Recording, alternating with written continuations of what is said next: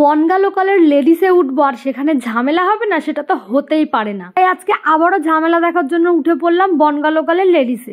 দেখি তেমন কিছু ভিড় কিন্তু ছিল না, শুধু বসার জায়গাটা পাইনি, কিন্তু তার মধ্যে দিয়ে দেখো ওইদিকে ঝামেলা বেঁধে গেছে। এ বলছে তোর বাপের ট্রেন, ও বলছে তোর বাপের ট্রেন, মানে এই নিয়ে একটা বিরাট ঝামেলা বাঁধলো দেখলাম। আপনারাই বলুন তো এদের বিচারটা কে করে? এই যে ট্রেনের মহিলারা যারা ঝামেলা করে, কে আসবে এদের বিচার করতে? আপনারাই বলুন। তো যাই হোক, তোমরা ভাবছো আমি বনগা লোকালে উঠে কোথায় যাচ্ছি? হ্যাঁ, সেটা তো বলবো বলেই ভিডিওটা করেছি। অনেকদিন পরে একটা বিয়ে বাড়ির নেমন্তন্ন পেয়েছি, সেটা হলো বনগায়। আর বনগায় কিন্তু আমার মামা শ্বশুর বাড়ি, তো আগে আমরা সেখানেই যাবো। আর এই যে দেখো দেখতে দেখতে বনগা জংশনে আমরা নেমেও চলে এসেছি।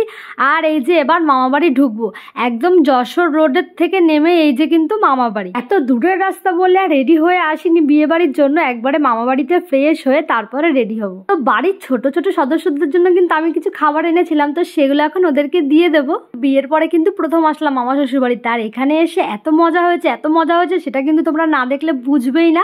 তো আমার নেক্সট ভিডিওটা তোমরা অবশ্যই ফলো করো, আর যারা সাবস্ক্রাইব করোনি জলদি জলদি সাবস্ক্রাইব করো, আমার নেক্সট ভিডিও দেখতে হবে। তো গাইস, দেখতে দেখতে সন্ধে হয়ে গেল, এবার কিন্তু রেডি হতে হবে, কেননা যাবো আজকে বিয়ে বাড়িতে। আর বিয়ে বাড়িতে গিয়ে কি কি খাচ্ছি, কি কি করছি, কোথায় কোথায় যাচ্ছি, কি মজা করেছি, সমস্ত কিছু তোমাদেরকে দেখাবো আমার নেক্সট ব্লগে। তো তার জন্য কিন্তু নেক্সট ব্লগটা দেখতেই হবে। তো সবাই সাবস্ক্রাইব করো আর জলদি জলদি লাইক করো।